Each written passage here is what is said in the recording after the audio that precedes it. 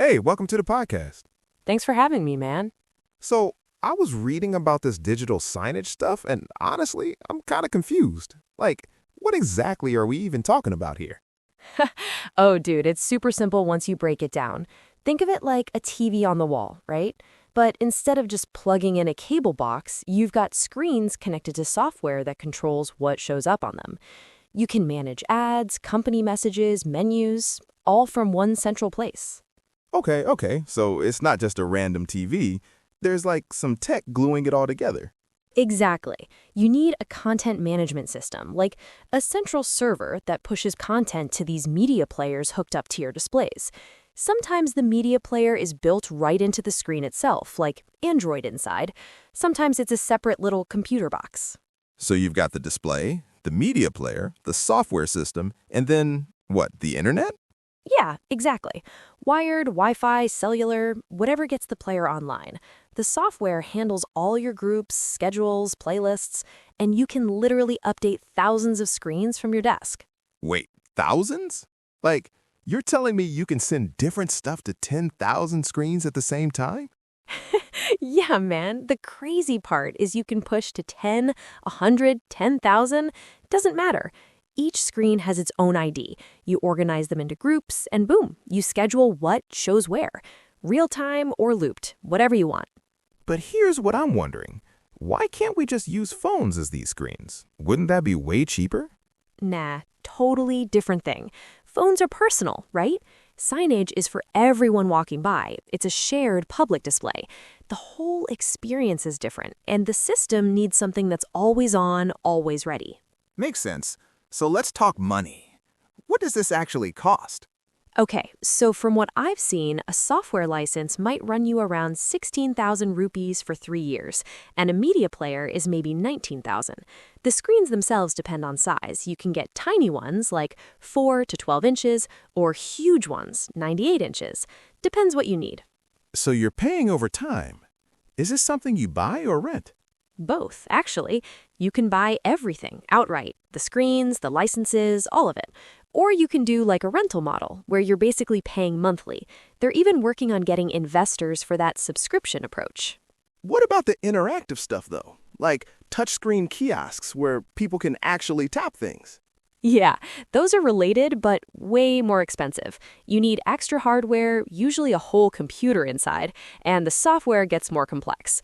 Digital signage can be just passive, people watch it, or interactive with touch, but adding touch means more money and more complications. I keep seeing this at Domino's and other fast food places. Is that a huge thing for restaurants? Huge, man. They've got thousands of screens up in those places. Menu changes, promotions, seasonal stuff, prices updating. That's exactly what digital signage is built for. Retail stores, restaurants, everywhere. Okay, and I remember something about tiny little screens, like on tables or shelves. Oh yeah, those are cool. They use this e-ink technology, like what's on e-readers. You get them in different sizes, 4.2 inches, 7.5, 11.6. Perfect for menu boards on tables, price tags on shelves, room labels, that kind of thing. E-ink, so that's just black and white, right? Mostly black and white, though some can do like red accents too.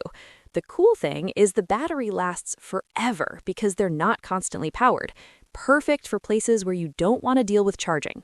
What about putting these outside? Like, doesn't the sun mess with it? And what about rain and all that?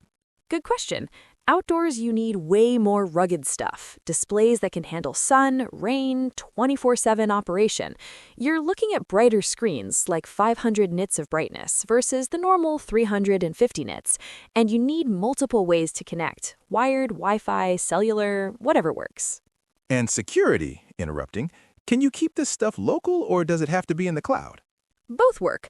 Cloud is easier, like AWS, but if you need to keep everything on your own servers, you can do that too.